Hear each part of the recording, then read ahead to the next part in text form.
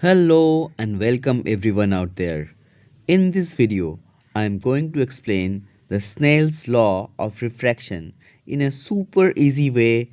So just watch it till the end to clear concepts and don't forget to subscribe, hitting the bell icon to get the latest updates every other weekend. Yeah, yeah.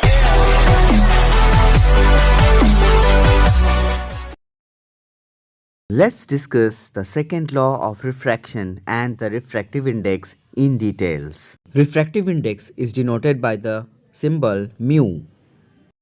Let's take a bulb as a source of light and a glass slab as a denser medium. The bulb is in the air, that is the medium 1. A ray of light is coming out of it as incident ray, hitting the surface of separation at the point A. Now the ray moving through the second medium, that is through the glass, a denser medium, as refracted ray.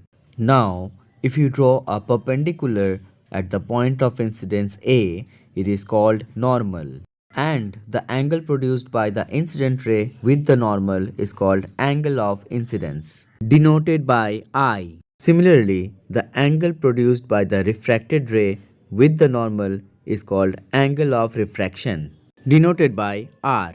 Now, if we draw a circle with any radius and from its intersection point with the incident ray, a perpendicular EF is drawn on the normal. Similarly, from the intersection of the circle and the refracted ray, a perpendicular GH is drawn on the normal.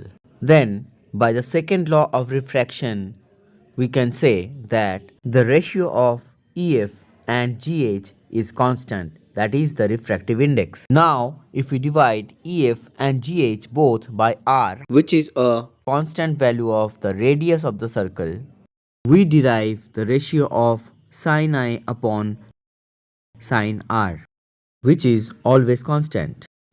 In simple words, Snell's law tells us the ratio of sine angle of incidence and the sine angle of refraction is always constant for a given pair of medium and given color of light. Refractive index of the second medium is also denoted by n21. Refractive index mu or n is considered as absolute refractive index of the second medium when the first medium is air or vacuum. Please don't forget to subscribe hitting the bell icon. Now, as we know that the sin I by sin R is always constant for a given pair of medium and given color of light, refractive index for the second medium can be written as ratio of sin I1 by sin R1 equal to sin I2 by sin R2 equal to sin I3 by sin R3. In simple words, for every angle of incidence and their corresponding values of angle of refraction, ratio of their sine values are always constant. Let's comprehend this with some practical examples. Let the given pair of medium be air and glass. A ray of light is coming from the air and hitting the surface of separation at an angle of 30 degree with the normal. Then moving through the glass with an angle of refraction of 19.5 degree. Then the refractive index of the glass would be sine 30 upon sine 19.5. Now evaluating this, we derive that the refractive index is 1.5. Let's repeat the experiment with different values. Let's increase the angle of incidence little bit. If the angle of incidence becomes 45 degree, then the corresponding angle of refraction becomes 28 degree. Then the refractive index would be sine 45 upon sine 28 degrees. Now evaluating those sine angles, we still derive the refractive index is 1.5. Let's repeat the experiment once more with an angle of incidence of 60 degree and corresponding values of angle of refraction of 35 degrees.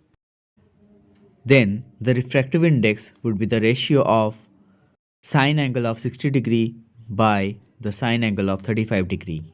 evaluating those sine angles, we still derive the refractive index is 1.5. So, from this practical experiment, it is quite evident that refractive index sin I by sin R is always constant for a given pair of medium.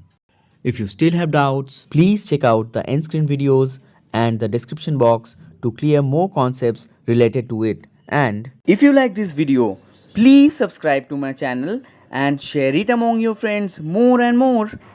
That's it for now. Till I meet you in the next video, keep learning, keep sparkling. Thanks for watching. Bye bye.